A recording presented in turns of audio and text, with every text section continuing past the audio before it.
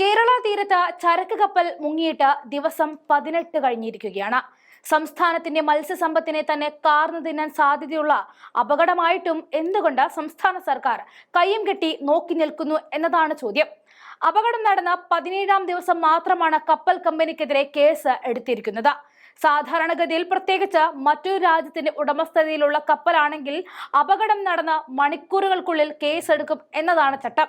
എന്നാൽ ഇവിടെ 17 ദിവസം വേണ്ടി വന്നു സംസ്ഥാന സർക്കാരിന് കേസെടുക്കാൻ പോലും.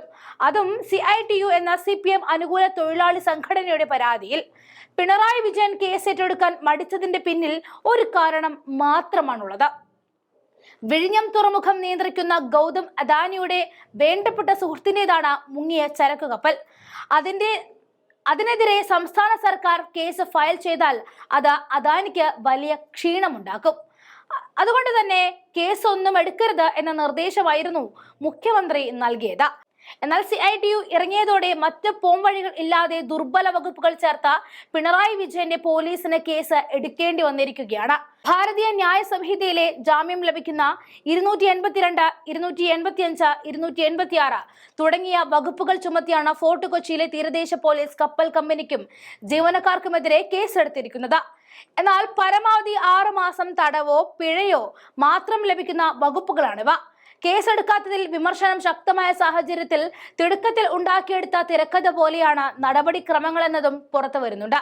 നേരത്തെ കേസെടുക്കുന്ന കാര്യത്തിൽ ചോദ്യങ്ങൾ ഉയരുമ്പോൾ അഡ്വക്കേറ്റ് ജനറലിൽ നിന്നും നിയമോപദേശം തേടിയിരിക്കുകയാണ് എന്ന ന്യായമായിരുന്നു സർക്കാർ നിരത്തിയത്. ദുരന്തമുണ്ടായി 4ാം നാൾ മുഖ്യമന്ത്രിയും ഷിപ്പിംഗ് ഡയറക്ടർ ജനറലും തമ്മിൽ നടന്ന യോഗത്തിൻ്റെതായ തീരുമാനം പുറത്തു വന്നിരുന്നു. ഇതിൽ സർക്കാരിന്റെ കള്ളക്കളി വ്യക്തമാക്കിയ സംഭവമായിരുന്നു അത്. കപ്പൽ തകർന്ന സംഭവത്തിൽ കേസെടുക്കേണ്ടതില്ല എന്നും പകരം നഷ്ടപരിഹാരം തേടിയാൽ മതിയെന്നുമായിരുന്നു തീരുമാനമെടുത്തത്. ഇതിന് പിന്നാലെയാണ് വിമർശനം ശക്തമായത്. ഇതോടെ സംസ്ഥാന ദുരന്ത നിവാരണ വകുപ്പ് സംസ്ഥാന പോലീസ് മേധാവിക്ക് കഴിഞ്ഞ ദിവസം കത്തെഴുതി പ്രശ്നത്തിലെ ഗുരുതരാവസ്ഥ ചൂണ്ടിക്കാട്ടിയിരുന്നു. കേസെടുക്കാമെന്ന അഡ്വക്കേറ്റ് ജനറലിൽ നിന്നും തന്നെ തങ്ങൾക്ക് നിയമോപദേശം ലഭിച്ചിട്ടുണ്ടെന്നും അതൊരു പരാതിയുടെ അടിസ്ഥാനത്തിലാവണം എന്നതുമായിരുന്നു കത്തിൽ. ഇത്തരത്തിൽ പരാതി ഉണ്ടെങ്കിൽ കേസെടുക്കുവാനും കത്തിൽ പറയുന്നുണ്ട്.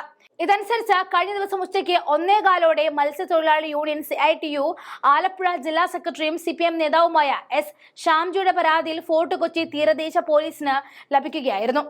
അരമണിക്കൂറിനുള്ളിൽ കേസിന്റെ FIRഉം പുറത്തു വന്നു. അഡ്വക്കേറ്റ് ജനറലിന്റെ നിയമോപദേശത്തിന്റെ അടിസ്ഥാനത്തിൽ ദുരന്ത നിവാരണ വകുപ്പ് പുറത്തു പറഞ്ഞിരിക്കുന്ന BNSലെ വകുപ്പുകളും ഉൾക്കൊള്ളിച്ചിരുന്നു FIRൽ ചേർത്തത്. അലക്ഷ്യമായ കപ്പലോടിച്ച് അപകടമുണ്ടാക്കി, അപകടകരമായ സ്ഫോടക വസ്തുക്കൾ കൈകാര്യം ചെയ്തു തുടങ്ങിയ കുറ്റകൃത്യങ്ങൾക്കുള്ള വകുപ്പാണ് ചുമത്തിയിരിക്കുന്നത്. ഈ പരാതിക്ക് പിന്നിലും CPM ഇടപെടൽ ഉണ്ടെന്ന വിമർശനവും ശക്തമാവുന്നുണ്ട്. ആത്മാർത്ഥമായിട്ടല്ല CITU അപകടത്തിൽ കേസെടുത്തിരിക്കുന്നതെന്നും CPM തിരക്കഥയുടെ ഭാഗമാണ് ഈ നടപടിയെന്ന വിമർശനവും വരുന്നുണ്ട്. ഇത്തരത്തിൽ ദുർബലമായ വകുപ്പുകൾ ചേർത്ത് കേസെടുത്താൽ സംസ്ഥാനത്തിന് അർഹമായ നഷ്ടപരിഹാരം ലഭിക്കുമോ എന്ന സംശയമാണ് നിയമവൃത്തങ്ങൾ പ്രകടിപ്പിക്കുന്നത്. പരിസ്ഥിതിക്ക് വലിയ നാശനഷ്ടമുണ്ടാക്കിയ രാസപദാർത്ഥങ്ങൾ അടങ്ങുന്ന കപ്പലാണ് കേരളത്തിന്റെ തീരമേഖലയിൽ മുങ്ങിയത്. ഇത് പരിസ്ഥിതിക്ക് വലിയ ദോഷം വരുത്തുവാൻ ഇടയാക്കുന്നതാണെന്നും വാസ്തവമാണ്. ഇത്രയധികം പ്രത്യാഘാതങ്ങൾ സംഭവിക്കാൻ സാധ്യതയുണ്ടെന്നിരിക്കവേ രാജ്യാന്തര നിയമങ്ങൾ അടക്കം ഉൾപ്പെടുത്തി ശക്തമായ വകുപ്പുകൾ ഉൾക്കൊള്ളിച്ചുള്ള കേസായിരിക്കണം ഉണ്ടാവേണ്ടത് എന്നാണ് നിയമവൃത്തങ്ങളും പറയുന്നത്.